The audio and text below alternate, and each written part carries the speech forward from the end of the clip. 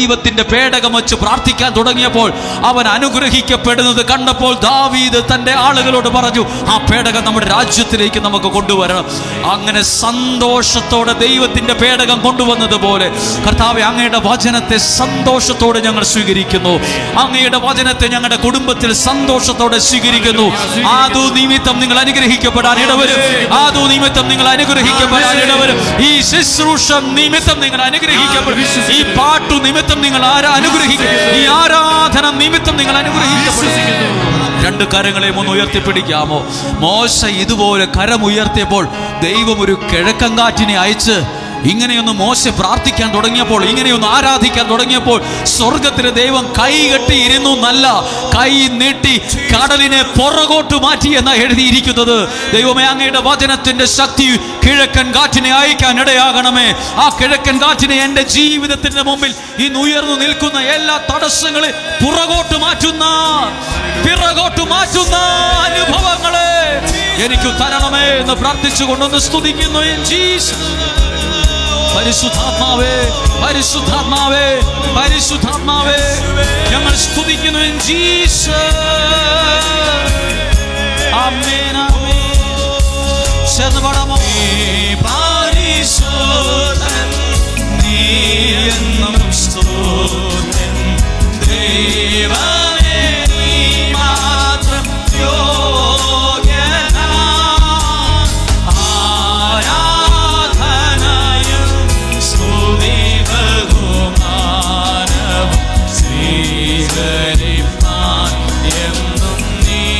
ശബ്ദമുയർത്തി പറഞ്ഞു, നീ പരിശുദ്ധൻ, നീ പരിശുദ്ധൻ, നീ എന്നും സ്തുതൻ, ദൈവമേ നീ മാത്രം യോഗ്യനാ. ആരാധനയും സ്തുതി ബഹുമാനവും സ്വീകരിപ്പാൻ എന്നും നീ യോഗ്യനാ. നീ പരിശുദ്ധൻ, നീ എന്നും സ്തുതൻ, ദൈവമേ നീ മാത്രം യോഗ്യനാ. ആരാധനയും സ്തുതി ബഹുമാനവും സ്വീകരിപ്പാൻ എന്നും നീ യോഗ്യനാ. ദാവീദ് ആദ്യം വിചാരിച്ചു, ദൈവത്തിൻ്റെ പേടകം കൊണ്ടുവന്നാൽ ഗുണമൊന്നും ഉണ്ടാവില്ല, അതെനിക്ക് ചിലപ്പോൾ വല്ല എന്തെങ്കിലും പ്രശ്നം ഉണ്ടാവുമോ എന്നൊക്കെ ഓർത്തു. എന്നിട്ടൊരു ഹൃത്യനായ ഒരാളുടെ വീട്ടിൽ കൊണ്ടുവച്ചു. 90 ദിവസം കൊണ്ടുവച്ചു. ആ 90 ദിവസം ആ വ്യക്തിയുടെ വീട് അനുഗ്രഹിക്കപ്പെടുന്നത് ദാവീദ് മനസ്സിലാക്കിയപ്പോഴാണ്. പ്രിയപ്പെട്ടവരെ, നിങ്ങൾ കേൾക്കുന്ന വചനം മനസ്സിലാക്കി സന്തോഷത്തോടെ സ്വീകരിക്കാനൊന്ന് ഒരുങ്ങിക്കേ. നിങ്ങൾ ഓരോ ദിവസവും കേൾക്കുന്ന വചനങ്ങളെ ചുമ്മാ സാധാരണ കാര്യങ്ങളെ കേൾക്കുന്നത് പോലെയല്ല, ഒരു ശബ്ദമായിട്ട് മാത്രമല്ല. ദൈവത്തിൻ്റെ വചനം കേൾക്കുമ്പോൾ ദൈവം തന്നെയാണ് നിന്റെ അകത്തേക്ക് വരുന്നത്. ദൈവം തന്നെയാണ് നിന്റെ ഭവനത്തിനകത്തേക്ക് വരുന്നത്. ദൈവം തന്നെയാണ് നിന്റെ ശുശ്രൂഷയിൽ അകത്തേക്ക് വരുന്നത്. ഹല്ലേലൂയ. കരങ്ങളെ ഒന്ന് ഹൃദയത്തോട് ചേർത്ത് വയ്ക്കാം. കർത്താവേ, ഹോളിംബെൽ അടിക്കുമ്പോൾ വീടിനകത്തുള്ള ഒരാൾ അതിൻ്റെ സാക്ഷാൽ ലോക്ക് തുറന്ന് ആ വാതിൽ തുറന്ന് ഞങ്ങളെ അകത്തു കയറ്റുന്നത് പോലെ കർത്താവേ, ഞങ്ങളുടെ പ്രാർത്ഥനയുടെ സ്വരം കേൾക്കുമ്പോൾ ഞങ്ങൾ അനുഗ്രഹത്തിൻ്റെ വാതിലിനെ തുറന്നു തന്ന് ആ അനുഗ്രഹത്തിലേക്ക് ഞങ്ങളെ പ്രവേശിപ്പിക്കണമേ. ആ അനുഗ്രഹം യാഥാർത്ഥ്യമായി അനുഭവിക്കാൻ ഇടവരണമേ. ഞങ്ങളെ സഹായിക്കണമേ. ആമേൻ. ഹല്ലേലൂയ. ഒന്നും കൂടി ഇരിക്കാം, ഒന്നിരിക്കാം.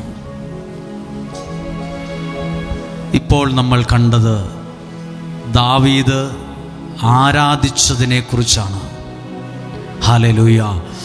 ഇനി ഈ ആരാധിച്ച ദാവീദിനെ കുറിച്ച് 10-ാമത്തെ വാക്യം, 7-ാം അധ്യായം 10-ാമത്തെ വാക്യം പറയുന്നത് ശ്രദ്ധിക്കണം. അത് ഈ സ്റ്റാൻഡിലോ അത് എഴുതി വെച്ചിട്ടുണ്ട്. ഏതിലാന്ന് എനിക്ക് പിടികിട്ടുന്നില്ല. ഭൂമിയിലുള്ള മഹാത്മാക്കളെ പോലെ നിന്നെ ഞാൻ മഹാനാക്കും. ആ ആശയം വരുന്നൊരു വാക്യം ഇവിടെ എഴുതിയിട്ടുണ്ടെന്ന് ഞാൻ വിശ്വസിക്കുന്നു. ഇല്ലേ? ഇവിടെ എഴുതിയിട്ടില്ലേ?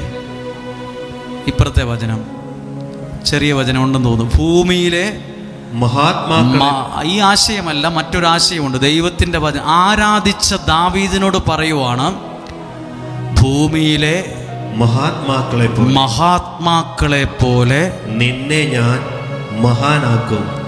മിഖാലിനെയാണോ സാവൂളിനെയാണോ അതോ ദാവീദിനെയാണോ? ദാവീദിനെ. ആരാധിച്ച ദാവീദിനെയാണ് മഹാത്മാക്കളെ പോലെ ദൈവം ഉയർത്തിയത്. ആരാ നമ്മളോട് പറഞ്ഞത് ആരാധിക്കുന്നവൻ രക്ഷപ്പെടുകയില്ല, പ്രാർത്ഥിക്കുന്നവൻ തകരത്തേ ഉള്ളൂ, അവൻ്റെ പിള്ളേര് എവിടെയും എത്തത്തില്ലെന്ന്?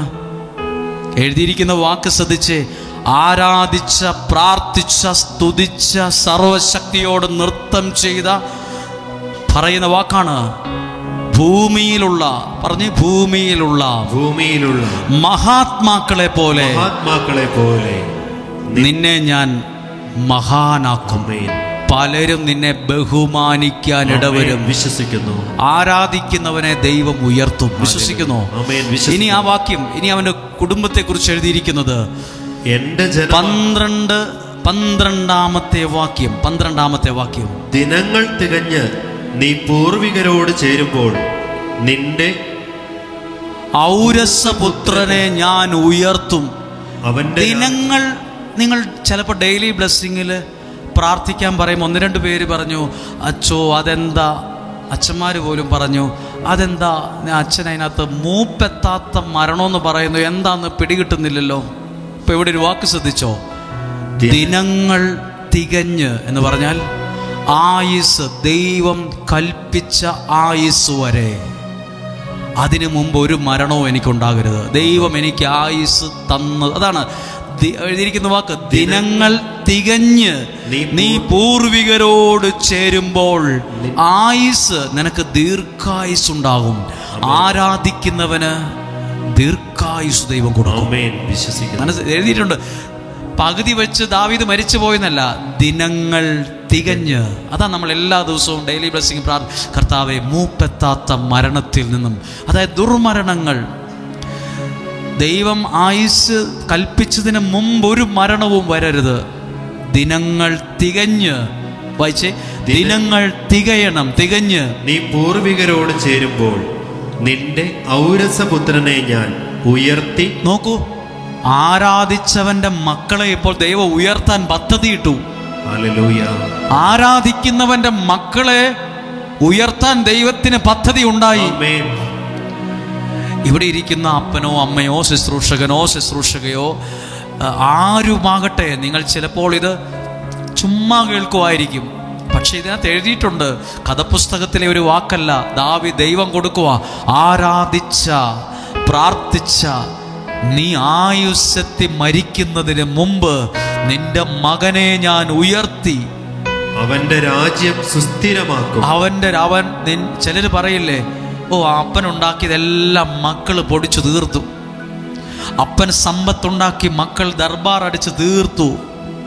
ആ സമ്പത്തൊക്കെ മക്കളാൽ തകർന്നുപോയി. പല കുടുംബങ്ങളും അവരുടെ അപ്പനും അമ്മയും കഷ്ടപ്പെട്ടുണ്ടാക്കിയ സമ്പത്ത്, പറമ്പ്, ബിസിനസ് ദർബാർ അടിച്ചങ്ങ് തീർത്തു. 5 രൂപയ്ക്ക് 500 രൂപയുടെ ചെലവാണ്, 500 രൂപയ്ക്ക് 5000 രൂപയുടെ ചെലവാണ്.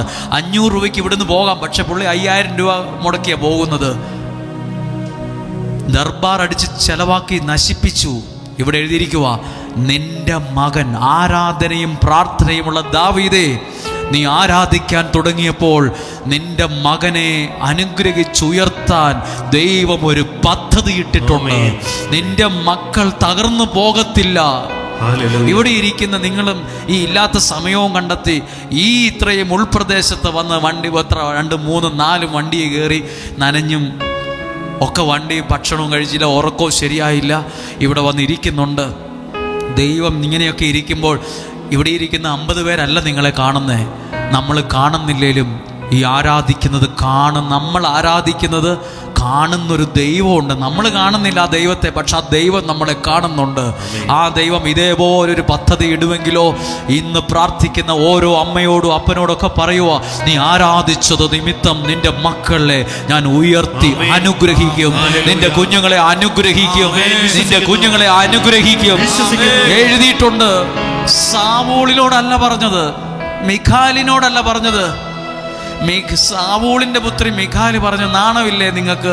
കുറെ സ്ത്രീകളുടെ മുമ്പിൽ കിടന്ന് ചാട്ടവും തുള്ളവും ഒക്കെ കഴിഞ്ഞോ, ഭയങ്കര സംഭവമായിരുന്നു എന്നൊക്കെ അങ്ങ് പറഞ്ഞ് അവളെ അനുഗ്രഹിച്ചു എന്നല്ല. അന്നേരവും ദാവീദ് പറഞ്ഞു, എന്നെ അനുഗ്രഹിച്ച ദൈവത്തിന്റെ മുമ്പിൽ ഞാൻ ഇനിയും ആരാധിക്കന കൊടുക്കും. ആ ദാവീദിനോട് ദൈവം കൊടുത്ത വാക്കാണ്, നിന്റെ ഔരസപുത്രനെ, നിന്റെ പുത്രനെ ഞാൻ ഉയർത്തും. അത് എപ്പോഴാ നീ മരിച്ചു കഴിഞ്ഞിട്ടല്ല, നിന്റെ കണ്ണടയുന്നതിന് മുമ്പ് നിന്റെ മക്കൾ അനുഗ്രഹിക്കപ്പെടുന്നത് നീ കാണും. ദാവീദ് മരിച്ച് മണ്ണായി കഴിഞ്ഞ് നിന്റെ പിള്ളേരൊക്കെ രക്ഷപ്പെടുമെന്നല്ല, നീ ദിനങ്ങൾ തികഞ്ഞ് പൂർവികരോട് ചേരുന്നതിന് മുമ്പ് നിന്റെ മക്കളെ അനുഗ്രഹിക്കപ്പെടുന്നത്. ഒന്നും കൂടെ വായിച്ചേ, അത് ഒന്നും കൂടെ വായിച്ചേ. 12-ാമത്തെ വാക്യം, ദിനങ്ങൾ തികഞ്ഞ് നീ പൂർവികരോട് ചേരുമ്പോൾ നിന്റെ ഔരസപുത്രനെ ഞാൻ ഉയർത്തി അവന്റെ രാജ്യം സുസ്ഥിരമാക്കും. അടുത്ത വാക്യം വായിച്ചേ. അവൻ എനിക്ക് ആലയം പണിയും. നിന്റെ മക്കൾ എനിക്ക് ആലയത്തെ പണിയുന്നവരായിരിക്കും. ആലയം തകർക്കുന്നവരായിരിക്കില്ല. അവർ ആരാധിക്കുന്നവരും ദൈവിക കാര്യങ്ങൾക്ക് വില കൊടുക്കുന്നവരുമായിരിക്കും. അവർ നിന്റെ മക്കൾ എനിക്ക് വേണ്ടി ആലയം പണിയും. പിന്നെയോ, അവന്റെ രാജസിംഹാസനം ഞാൻ എന്നേക്കും സ്ഥിരപ്പെടുത്തും. അത് 10 മാസം 60 ദിവസം കഴിയുമ്പോൾ താഴെ വീഴുന്നല്ല, അത് സ്ഥിരപ്പെടുത്തും. അത് സ്ഥിരമായിരിക്കും. പറഞ്ഞേ, എനിക്ക് ദൈവം തരുന്ന അനുഗ്രഹം സ്ഥിരമായിരിക്കും. നിങ്ങൾ ആരാധിച്ചതിലൂടെ നിന്റെ മക്കളിലേക്ക് വരുന്ന അനുഗ്രഹം സ്ഥിരമായിരിക്കും. അത് കഴുകിയാലും തൂത്താലും പോകുന്ന തരത്തിലല്ല, ദേഹത്ത് പറ്റുന്ന ചെളി പോലെയല്ലത്. അത് നിന്റെ ശരീരത്തിൽ, മനസ്സിൽ, ആത്മാവിൽ ദൈവം അതിനെ ഉറപ്പിക്കും. അത് സ്ഥിരമായിരിക്കും. ഒന്ന് ആ കരങ്ങളെ ഉയർത്തി പറഞ്ഞേ. ഇവിടെ ഇരിക്കുന്ന എല്ലാവരും ഒരു കരം ഉയർത്താമോ? നിങ്ങൾ മക്കളും യുവതി യുവാക്കൾ ആരുമാകട്ടെ, ഈ വചനത്തിലൂടെ, ആരാധനയിലൂടെ ഞാൻ അനുഗ്രഹിക്കപ്പെടുന്നു. എൻ്റെ ദൈവം എന്നെ അനുഗ്രഹിക്കാൻ പദ്ധതി ഇടുന്നു എന്ന് വിശ്വസിക്കുന്നു. ഇവിടെ ഞാൻ ആരാധിക്കുമ്പോൾ എൻ്റെ കുഞ്ഞുങ്ങൾ സ്കൂളിലാണ്, കോളേജിലാണ്, ഹോസ്റ്റലിലാണ്, ആ രാജ്യത്താണ്, എവിടെയും ആകട്ടെ, ലോകത്തെവിടെയും ആകട്ടെ, ഈ ആരാധിക്കുന്ന പ്രാർത്ഥനയുള്ള അമ്മമാരിലൂടെ, പ്രാർത്ഥനയുള്ള പിതാക്കന്മാരിലൂടെ നിങ്ങളുടെ മക്കൾ അനുഗ്രഹിക്കപ്പെടും. അത് അവർക്ക് സ്ഥിരമായിരിക്കട്ടെ, അത് സ്ഥിരമായിരിക്കട്ടെ, അത് അവരിൽ നിലനിൽക്കട്ടെ. ആമേൻ, ആമേൻ, ഹല്ലേലൂയ. സ്ഥിരമായിരിക്കും, അത് നഷ്ടപ്പെട്ടില്ല. അടുത്ത വാക്യം എഴുതിയിരിക്കുക, 16-ാമത്തെ വാക്യം. നിന്റെ കുടുംബവും രാജത്വവും എന്റെ മുൻപിൽ സ്ഥിരമായിരിക്കും. സ്ഥിരം, നിന്റെ സിംഹാസനം എന്നേക്കും നിലനിൽക്കും. അത് തകർന്നു പോകത്തില്ല. അവസാനത്തെ വാക്ക് ശ്രദ്ധിച്ചോ, എന്നേക്കും നിലനിൽക്കും. നമ്മൾ പ്രാർത്ഥിക്കണം, നിലനിൽക്കുന്ന ഐശ്വര്യമാ എനിക്ക് വേണ്ടത്, നിലനിൽക്കുന്ന അനുഗ്രഹമാണ് എനിക്ക് വേണ്ടത്, നിലനിൽക്കുന്ന സമ്പത്താ എനിക്ക് വേണ്ടത്, നിലനിൽക്കുന്ന അനുഗ്രഹങ്ങൾ. ഹല്ലേലൂയ. അവിടെ എഴുതിയിട്ടുണ്ടെന്ന് വായിച്ച്, നിന്റെ കുടുംബവും രാജത്വവും എന്റെ മുമ്പിൽ സ്ഥിരമായിരിക്കും. അത് സ്ഥിരമായിരിക്കും. അടുത്തൊരു വാക്യമാണ് ആരാധിച്ച ദാവീദിനെ കുറിച്ച് എഴുതിയിട്ടുള്ള ഒരു വാക്ക് വായിക്കുവാണ്. 8-ാം അധ്യായം 6-ാമത്തെ വാക്യത്തിന്റെ 2-ാം ഭാഗം. ദാവീദ് പോയിടത്തെല്ലാം കർത്താവ് അവന് വിജയം നൽകി. ഏതു ദാവീദ് ചെന്നടത്തൊക്കെ കർത്താവ് ദൈവം അവന് വിജയത്തെ കൊടുത്തു. അപ്പൊ വിജയം കൊടുക്കുന്നത് ആരാണ്? ദൈവമാണ് നിനക്ക് വിജയം തരുന്നത്. നമ്മളിത് മാത്രമേ വായിക്കത്തുള്ളൂ. ദാവീദ് പോയിടത്തൊക്കെ വിജയം നൽകി. ഏതു ദാവീദ്? ആരാധിച്ച ദാവീദിനെ മറക്കല്ല്, പ്രാർത്ഥിച്ച ദാവീദിനെ മറക്കല്ല്, ദൈവത്തിൻ്റെ മുമ്പിൽ കീർത്തനം പാടിയ ദാവീദിനെ മറക്കല്ല്. ആ ആരാധിച്ച ദാവീദാണ് ചെന്നടത്തൊക്കെ വിജയമുണ്ടായത്. ഹല്ലേലൂയ. നിങ്ങളുടെ കുഞ്ഞുങ്ങൾ ഇവിടെ ഇരിക്കുന്ന ഒത്തിരി പേരുണ്ടല്ലോ. ചിലർ പറയും, ഞങ്ങൾ ഇന്ന രാജ്യത്ത് പോയി ജോലിയില്ലാതെ തിരിച്ചു പോരുവാ, ഞങ്ങളുടെ വിസ റിജക്റ്റ് ആവുകയാണ്, ഒരു ജോലി കിട്ടുന്നില്ല. നിങ്ങളും പ്രാർത്ഥിക്കുക, ചെന്നടത്തൊക്കെ അവർ വിജയിക്കാൻ പ്രാർത്ഥിച്ച്. അവർ ബാംഗ്ലൂർ കോളേജിൽ പഠിക്കാൻ പോവുകയാണ്, അവർ കാനഡയിൽ പോവുകയാണ്, ഓസ്ട്രേലിയയിൽ പോവുകയാണ്, ജർമ്മനിയിൽ പോവുകയാണ്. അവർ അതനുസരിച്ച് പഠിച്ചുകൊണ്ടിരിക്കുക. അവിടെ ചെന്നിട്ട് നാണം കെട്ട് തിരിച്ചു വരാൻ ഇടയാകരുത്. ചെന്നിടത്തൊക്കെ ആമേൻ. അവർ വിജയിച്ചു വരണം. ഹല്ലേലൂയ. അപ്പൊ അവരോട് പറയണം, ദൈവത്തെ ആരാധിക്കാൻ മറക്കല്ലെന്ന്. ആമേൻ. ആരാധിക്കുന്നവൻ ചെന്നിടത്ത്, അവൻ ചെല്ലുന്നത് എയർപോർട്ടിലായിരിക്കും, ചെല്ലുന്നത് ഒരു ബിസിനസ്സിലായിരിക്കും, ചെല്ലുന്നത് വേറൊരു രാജ്യത്തായിരിക്കും. അവൻ ചെന്നിടത്തൊക്കെ ദൈവം അവനെ വിജയിപ്പിച്ചു കൊണ്ടുവരും. ഹല്ലേലൂയ. അത് ദൈവത്തിൻ്റെ അനുഗ്രഹമാണ്. ചിലർ പറയില്ല, ഞാൻ തൊട്ടതെല്ലാം പൊളിഞ്ഞു, ഞാൻ ചെന്നിടത്തൊക്കെ പരാജയമാണ്. ചെന്നിടത്തൊക്കെ വിജയം തരുന്നത് ദൈവമാണ്. ആമേൻ. ചെന്നിടത്തൊക്കെ ഒരു വിജയം നിനക്കുണ്ടാകണം. ചില ആളുകളിൽ അങ്ങനെ ഒരു അനുഗ്രഹമുണ്ട്. അവർ നട്ടാലുണ്ടാകും, ചതച്ചിട്ടാലും കിളിർക്കും. ഒരാളെക്കുറിച്ച് ഒരാൾ പറയുക, നീ ചതച്ചിട്ടാലും കിളിർക്കുമല്ലോ എന്ന്. അപ്പം എനിക്ക് മനസ്സിലായില്ല ഇദ്ദേഹം എന്നതാ ഉദ്ദേശിച്ചതെന്ന്. അപ്പോൾ പറയുവാണ്, ഇയാളൊരു അനുഗ്രഹമുള്ളവനാ. പുള്ളി ഒരു പയറാണേലും രണ്ട് ഇടിച്ചിട്ട് ചതച്ചിട്ടാൽ ഇയാൾ നട്ടാൽ കിളുക്കുമെന്ന്. നമ്മൾ സാധാരണ പോലെ നട്ട് ശ്രദ്ധിച്ചിട്ട് കിളുക്കുന്നില്ല, ചീഞ്ഞു പോവുക. ചില ആളുകൾ ചതച്ചിട്ടാലും കിളിർക്കും. അനുഗ്രഹം, ചെന്നിടത്തൊക്കെ വിജയം. ഞാനൊരു പൈസയുള്ള ഒരാളുടെ വീട്, അയാളുടെ വീടിൻ്റെ മുമ്പിൽ ഒരുപാട് കൊടിത്തൈകൾ ഇരിക്കുന്നു. കവറിനകത്ത് കൊടി, കുരുമുളകിൻ്റെ ചെടി കുറേ എണ്ണം. ഞാൻ വിചാരിച്ചത് കൊടുക്കാനാണോ അതോ മേടിച്ചതാണെന്ന് ചോദിച്ചു. നടാനാന്ന് പറഞ്ഞു. അതെന്താ നടാത്തെ? പുള്ളി പനി പിടിച്ചിരിക്കുവാന്ന് പറഞ്ഞു. വേറെ പണിക്കാരുണ്ട് ആ വീട്ടിൽ. അവർ നട്ട ശരിയാകുകയല്ലെന്ന്. അയാൾ പറയുവാണ്, വേറെ എല്ലാവരും നടും, പക്ഷെ അവർ നട്ട ശരിയാകില്ല. ഒരാളുണ്ട്, പുള്ളിയുടെ പണിക്കാരൻ ഒരാൾ, അയാൾ നട്ടത് ഉണ്ടായി വരുമെന്ന്. എല്ലാവരും നട്ടാൽ അതുപോലൊക്കെ തന്നെ നട്ടാലും പകുതി എണ്ണം പോകും. ഇയാൾ നട്ടാൽ ഒന്നും ചീഞ്ഞു പോകത്തില്ല. അയാൾ പനി കഴിഞ്ഞ് റെസ്റ്റ് എടുത്ത് വരുമ്പോൾ നടിയിക്കാൻ വെച്ചിരിക്കുമോ. അത് അനുഗ്രഹമുള്ള കൈകളുണ്ട്. ദൈവാനുഗ്രഹമാണ് നിന്നെ അനുഗ്രഹമുള്ള ഒരാളാക്കി മാറ്റുന്നത്. ഹല്ലേലൂയ. അനുഗ്രഹമുള്ള വ്യക്തികൾ ചെയ്യുന്നതും അനുഗ്രഹമാണ്. ചിലർ നമ്മുടെ കയ്യിൽ പൈസ തരും, അവർ ഉള്ളുകൊണ്ട് അത്ര സന്തോഷമൊന്നും ആയിരിക്കത്തില്ല, പക്ഷെ നമ്മളിൽ അത് വാഴത്തില്ല. ചില ആളുകൾ സന്തോഷത്തോടെ പേഴ്സെടുത്ത് ചെറിയൊരു പൈസയായാലും അനുഗ്രഹിച്ചു തരും. നമ്മളിങ്ങനെ ചിന്തിക്കും, അയാൾ ആ പൈസ തന്നേ പിന്നെ ഇന്നുവരെയും ദാരിദ്ര്യം ഉണ്ടായിട്ടില്ലല്ലോ, ഇന്നുവരെ നമുക്കൊരു കോട്ടം ഉണ്ടായിട്ടില്ലല്ലോ. അനുഗ്രഹിച്ച ഒരാൾ തരുന്ന പണത്തിന് പ്രത്യേകതയുണ്ട്. അനുഗ്രഹിച്ചു തരുന്ന ഒരു കാര്യത്തിനെല്ലാം പ്രത്യേകതയുണ്ട്. ഞാൻ എല്ലാ പ്രാവശ്യവും പറയുന്നൊരു കാര്യമാണ്. ഒരാൾ 5 ലക്ഷം രൂപ തന്നൊന്നിരിക്കട്ടെ, അത് ചെലവായി പോകും. അത് അങ്ങോട്ട് വെച്ച് ഇങ്ങോട്ട് വെച്ച് ചെലവായി പോകും. എന്നാൽ ഒരു മനുഷ്യനിൽ നിന്ന് മനസ്സ് നിറഞ്ഞ് നിനക്കൊരനുഗ്രഹമാണോ കിട്ടിയത്, അതിൽ നീ വിജയിക്കാൻ തുടങ്ങും. അത് ചെലവായി പോകത്തില്ല. അത് ആ മനുഷ്യനിൽ അതെന്നും അത് കിടക്കും. അതാ എഴുതിയിരിക്കുന്നത്. ദാവീദ്, അനുഗ്രഹമുള്ള ദാവീദ് ചെന്നിടത്തൊക്കെയും വിജയം നൽകി. ചിലർ പറയില്ലേ, ഒരു ഭാര്യ ഭർത്താവിനോട് പറഞ്ഞു, ആ മനുഷ്യനെ വീട്ടിൽ കൊണ്ടുവരരുത്, അയാൾ എന്ന് വീട്ടിൽ വന്നാൽ ഇവിടെ വഴക്കാണ്, അയാളെ വണ്ടിയെ കയറ്റണ്ട, അയാൾ വണ്ടിയെ കയറിയാൽ എന്തോ ഒരു അസ്വസ്ഥത നമ്മൾ തമ്മിൽ, അതുകൊണ്ട് മിനി മേലാൽ അയാളെ വണ്ടിയെ കയറ്റാൻ പാടില്ല, വീട്ടിലും കയറ്റാൻ പാടില്ലെന്ന്. അത് ഞാൻ വിശ്വസിക്കുന്നൊന്നുമില്ല, അത് കാര്യമായി. പക്ഷെ എന്നാലും എന്തോ ഉണ്ട്. അവർ പറയുക, ആ മനുഷ്യൻ വീട്ടിൽ വന്നു പോയാൽ പിന്നെ ഞങ്ങൾ തമ്മിൽ എന്നും അസ്വസ്ഥതയാണ്.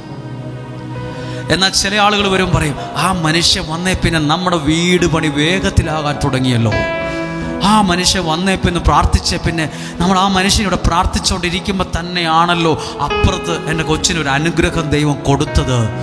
ചില മനുഷ്യർ ഒരു അനുഗ്രഹമാണ്. നിങ്ങളൊരു അനുഗ്രഹമുള്ള മനുഷ്യരായി മാറണം.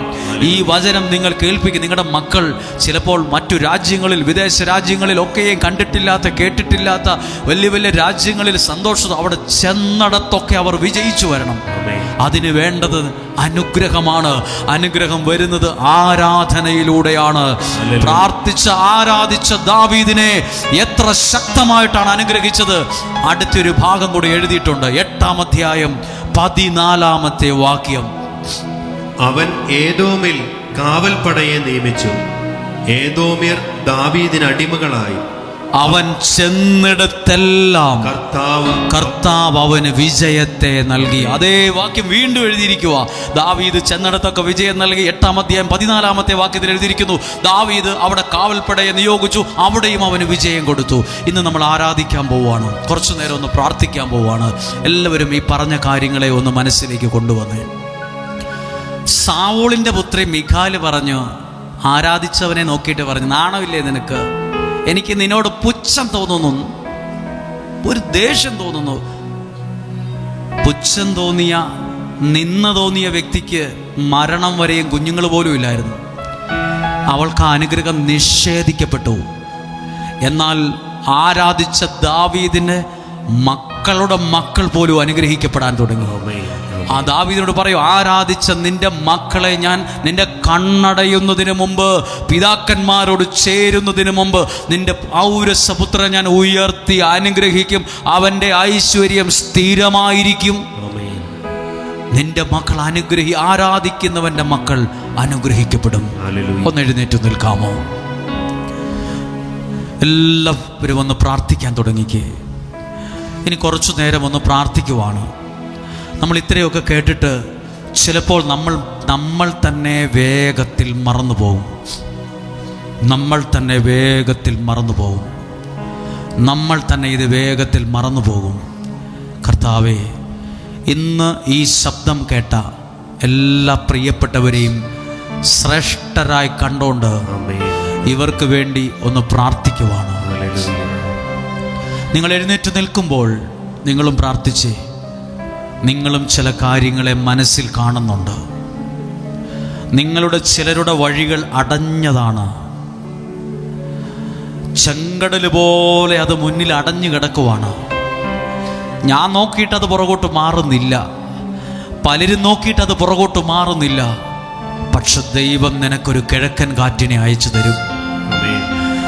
നിന്റെ വീടിനെ, സാമ്പത്തികത്തെ തകർക്കുന്ന കിഴക്കൻ കാറ്റല്ല, നിനക്ക് തടസ്സമായി നിന്നതിനെ പിറകോട്ട് വലിച്ചു മാറ്റുന്ന കിഴക്കൻ കാറ്റ്. ആ കിഴക്കൻ കാറ്റ് ഇന്ന് എങ്ങനെ ഉണ്ടാകും? ഇന്ന് കേട്ട വചനത്തിലൂടെ നിനക്ക് പ്രാർത്ഥിക്കാനും ആരാധിക്കാൻ കഴിഞ്ഞാൽ അതേ കിഴക്കൻ കാറ്റിനെ ദൈവം ഇന്നും നിന്റെ മുമ്പിലേക്ക് അയക്കും. ഇവിടെ നിന്ന് പ്രാർത്ഥിച്ചേ.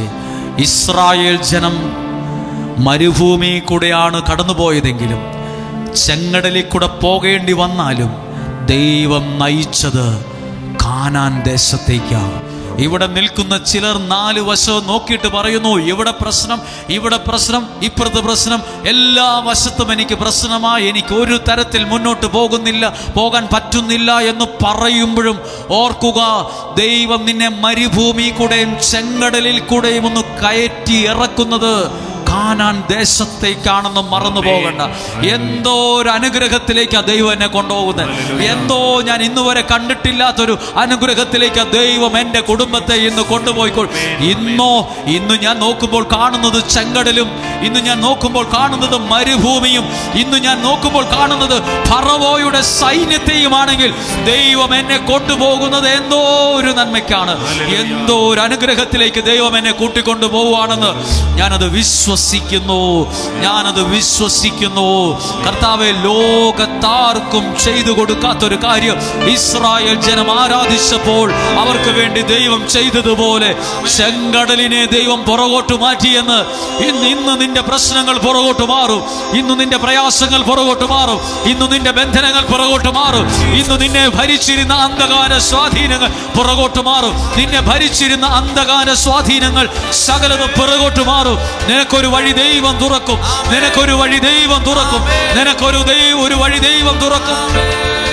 പ്രാർത്ഥിച്ച് ഇതുപോലൊക്കെ സംഭവിക്കുമ്പോൾ പുറകിൽ നിന്ന് ആ മനുഷ്യനെ മറക്കല്ല്. പുറകിൽ അപ്പുറത്ത് നിൽക്കുന്ന ആ മനുഷ്യനെ കാണാതെ പോകൽ എഴുതിയിട്ടുണ്ട്. മോശ രാത്രി മുഴുവൻ കൈ ഉയർത്തിപ്പിടിച്ചു നിന്നു. അത് മറക്കരുത്. കരമുയർത്തി നിന്ന് പ്രാർത്ഥിച്ച് ആരാധിച്ച മോശയെ നീ മറക്കരുത്. ആരാധിച്ച മോശയിലൂടെയാ ഒരു ജനം അനുഗ്രഹിക്കപ്പെട്ടത്, ഒരു രാജ്യം അനുഗ്രഹിക്കപ്പെട്ടത്. അവരൊരു എത്തേണ്ട സ്ഥലത്ത് അവരെ എത്തിച്ചത്, അനുഗ്രഹങ്ങൾ യാഥാർത്ഥ്യമായത്, തടസ്സങ്ങൾ മാറി തുടങ്ങിയത് അപ്പോൾ മുതലാണ്. 2 കരങ്ങളെയും ഒന്ന് ഉയർത്തിപ്പിടിക്കാമോ? എന്നിട്ട് ഒരിക്കൽ കൂടി എല്ലാവരും അധരങ്ങളെ തുറന്ന് ഇങ്ങനെ കരമുയർത്തി പ്രാർത്ഥിക്കുമ്പോൾ, കണ്ണുകൾ അടയ്ക്കുമ്പോൾ, നിങ്ങളുടെ മുമ്പിലും ചെങ്കടലാണോ കാണുന്നത്? നിങ്ങളുടെ മുമ്പിലും മരുഭൂമിയെയാണോ കാണുന്നത്? നിങ്ങളുടെ മുമ്പിലും ഫറവോയുടെ സൈന്യത്തെയാണോ കാണുന്നത്? അതൊന്നും സാരവാക്കണ്ട. ദൈവം ചില പ്രതികൂലങ്ങളുടെ കയറ്റി ഇറക്കുമ്പോഴോ ദൈവം നിന്നെ എത്തിക്കുന്നത് ഒരു അനുഗ്രഹത്തിലേക്കാണ്. ദൈവം നിന്നെ എത്തിക്കുന്നത് ഒരു സൗഭാഗ്യത്തിനാണ്. ശബ്ദമുയർത്തി ഒന്ന് സ്തുതിക്കുന്നു. ശബ്ദമുയർത്തി hallelujah, hallelujah, Jesus, hallelujah, hallelujah. എല്ലാവരും സ്തുതിക്കുന്നു, സ്തുതിക്കുന്നു. ഹല്ലേലൂയ, യേശുവിന്റെ നാമം, യേശുവിന്റെ നാമം. കരമടിച്ച് പാടാമോ? കരമടിച്ച് എല്ലാവരും ചേർന്ന്. ചെങ്കടലിലന്നു എന്നും വഴി നടത്തും ഇസ്രായേലിൻ ദൈവത്തിന് ആരാധന. മരുഭൂമിയിൽ മന്ന നൽകിടും സൈന്യത്തിൻ നായകന് ആരാധന. പാടാമോ? ചെങ്കടലിലന്നു എന്നും വഴി നടത്തും ഇസ്രായേലിൻ ദൈവത്തിന് ആരാധന. മരുഭൂമിയിൽ മന്ന നൽകിടും സൈന്യത്തിൻ നായകന് ആരാധന. മേഘത്തൂണായി തണലായി അഗ്നിസ്തംഭം കാവലായി നടത്തിടും നാഥന് ആരാധന. മേഘത്തൂണായി തണലായി അഗ്നിസ്തംഭം കാവലായി നടത്തിടും നാഥന് ആരാധന. അതുകൊണ്ട് ആരാധന, ആരാധന, യാക്കോബിൻ വല്ലഭന് ആരാധന. പാടാമോ? ആരാധന, ആരാധന, രാജാധിരാജവിന് ആരാധന. ആരാധന, ആരാധന, യാക്കോബിൻ വല്ലഭന് ആരാധന. വിശ്വസിച്ച് ആരാധന, ആരാധന, രാജാധിരാജവിന് ആരാധന. അവൻ വിടുവിപ്പാൻ ശക്തൻ, ആരാധിപ്പാൻ യോഗ്യൻ, എന്നേക്കും വാഴും പരമോന്നതൻ. അവൻ വിടുവിപ്പാൻ ശക്തൻ, ആരാധിപ്പാൻ യോഗ്യൻ, എന്നേക്കും വാഴും പരമോന്നതൻ. ആരാധന, ആരാധന, യാക്കോബിൻ വല്ലഭന് ആരാധന.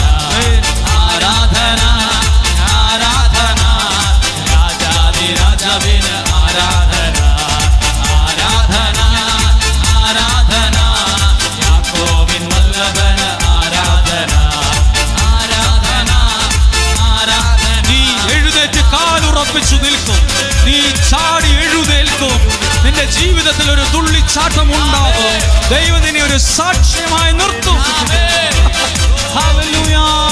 ആരാധന, ആരാധന, യാക്കോബിൻ വല്ലഭന് ആരാധന. ആരാധന, ആരാധന, രാജാധിരാജവിന് ആരാധന. ആരാധന, ആരാധന, യാക്കോബിൻ വല്ലഭന് ആരാധന. ആരാധന, ആരാധന, രാജാധിരാജ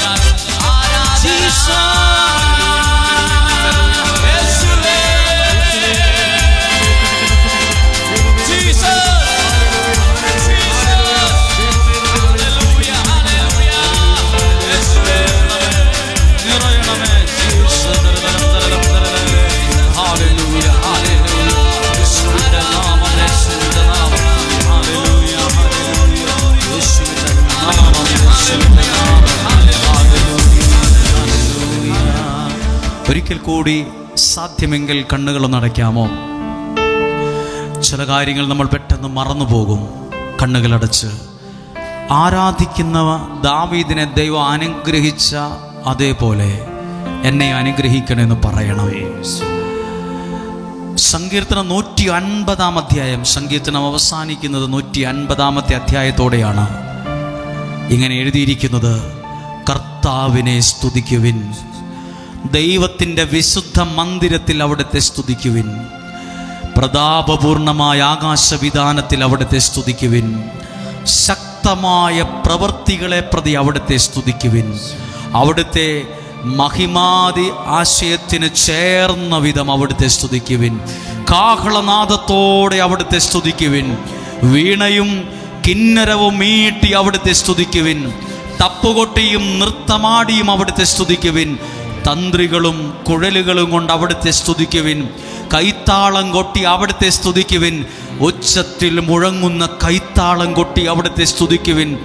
സർവജീവജാലങ്ങളും കർത്താവിനെ സ്തുതിക്കുവിൻ. അങ്ങനെ നിങ്ങൾ കർത്താവിനെ ആരാധിക്കുവിൻ. നീ പരിശുദ്ധൻ, നീ പരിശുദ്ധൻ.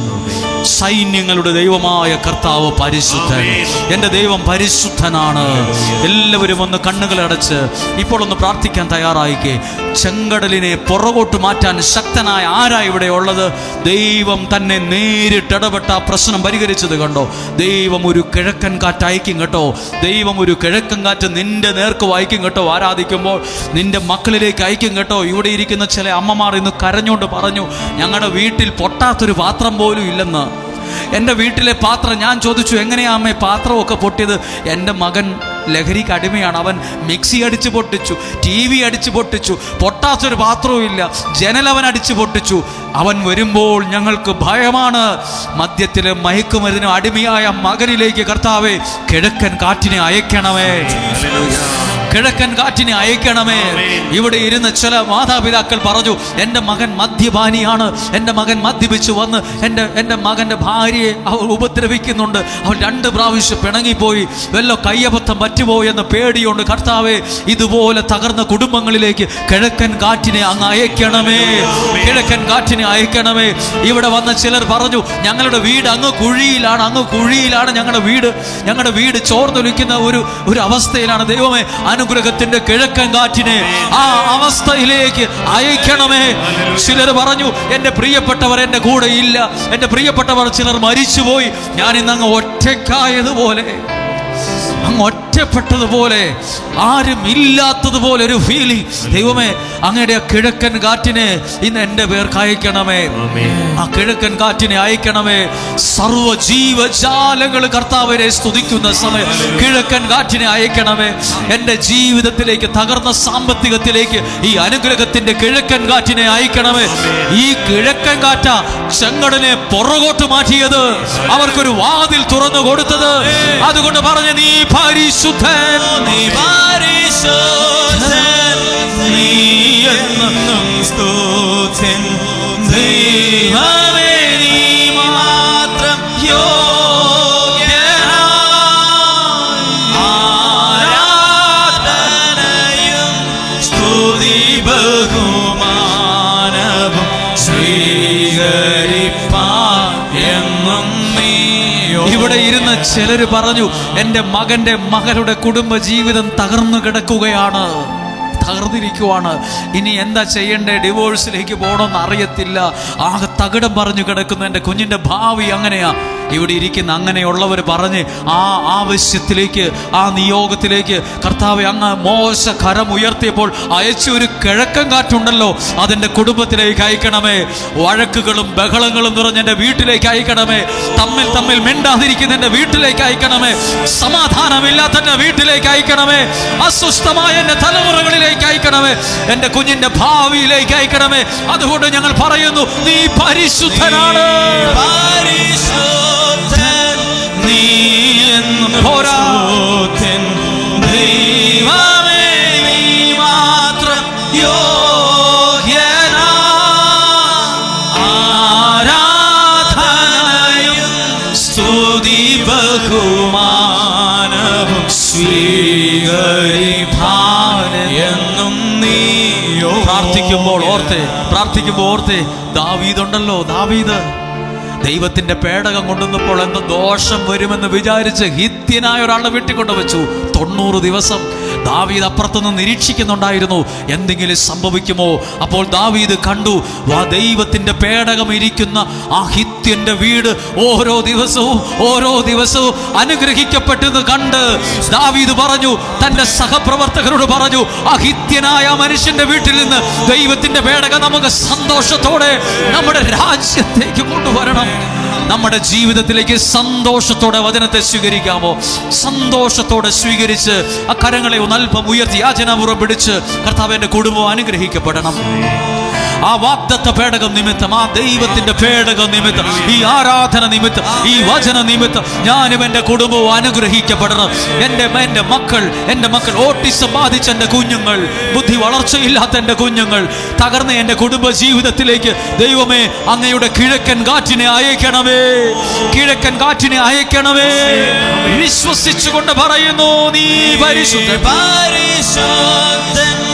നീ എന്നും സ്തുത്യൻ ദൈവമേ, നീ മാത്രം യോഗ്യനാ. ആരാധനയും സ്തുതി ബഹുമാനവും സ്വീകരിപ്പാൻ എന്നും നീ. ഒരിക്കൽ കൂടി ആ കരം പരമാവധി ഉയർത്തി, ശബ്ദം ഉയർത്തി പറഞ്ഞേ, നീ പരിശുദ്ധൻ, നീ എന്നും സ്തുത്യൻ ദൈവമേ, നീ മാത്രം യോഗ്യനാ. ആരാധനയും സ്തുതി ബഹുമാനം സ്വീകരിപ്പാൻ എന്നും നീ യോഗ്യനാ. ആ തടസ്സങ്ങളൊക്കെ മാറും. ഒരു സ്റ്റെപ്പ് പുറകോട്ടല്ല മുന്നോട്ട് വയ്ക്കാൻ തുടങ്ങും. കഷ്ടപ്പെട്ടും മനസ്സ് തകർന്നും ജീവിതം പരാജയപ്പെട്ടെന്നൊക്കെ തോന്നിയൊക്കെയാണോ ഇരിക്കുന്നത്? ഇനി വയ്ക്കുന്നൊരു സ്റ്റെപ്പ് പുറകോട്ടായിരിക്കില്ല, മുന്നോട്ടായിരിക്കും, മുന്നോട്ടായിരിക്കും. പത്രോസ് പറഞ്ഞില്ലേ, ആ കാല് സ്വാധീനമില്ല, നീ എഴുന്നേറ്റ് കാലുറപ്പിച്ചു നിൽക്കുക എന്ന്. ഇതുപോലെ കാലുറപ്പിച്ചൊന്നും നിൽക്കാൻ പറ്റണ്ടേ? ദൈവം ഈ വചനം കേട്ട നിന്നെ നിൽക്കേണ്ട സ്ഥലത്തും സ്ഥാനത്തും കാലുറപ്പിച്ചു നിർത്തും. എഴുന്നേറ്റ് ആ പഠനത്തിൽ, ആ ജോലിയിൽ, ആ ബിസിനസ്സിൽ, ആ കുടുംബജീവിതത്തിൽ നിന്നെ ഉറപ്പിച്ചു നിർത്തും. കാലുറപ്പിച്ച്. അതിനകത്ത് അവൻ കുതിച്ചു ചാടി എന്നൊക്കെ എഴുതി, സന്തോഷം കൊണ്ട്. പ്രിയപ്പെട്ടവരെ, ഇന്ന് കേട്ട വചനത്തിലൂടെ ഞാനും എൻ്റെ കുടുംബവും അനുഗ്രഹിക്കപ്പെടുമെന്ന് വിശ്വസിച്ചേ. ഞങ്ങൾ വിശ്വസിക്കുന്നു. സങ്കടത്തോടെ കയറി വന്നേ, പക്ഷെ ഒരു അനുഗ്രഹവുമായി ഇറങ്ങിപ്പോകും. ദൈവാത്മാവിൽ അത് പ്രത്യേകം പറയുവാണ്. ഹോളിംഗ് ബെല്ല് കേട്ട് വാതിൽ തുറന്ന് കൊടുക്കുന്ന പോലെ, അകത്ത് കയറ്റി ഇരുത്തുന്നത് പോലെ എന്നെയും എൻ്റെ പ്രാർത്ഥനയുടെ ശബ്ദം കേട്ട് എന്നെ അനുഗ്രഹത്തിൽ ഇരുത്തേണമേ, എന്നെ അനുഗ്രഹത്തിൽ എത്തിക്കണമേ. പരിശുദ്ധാത്മാവേ, എന്നെ സഹായിക്കണമേ.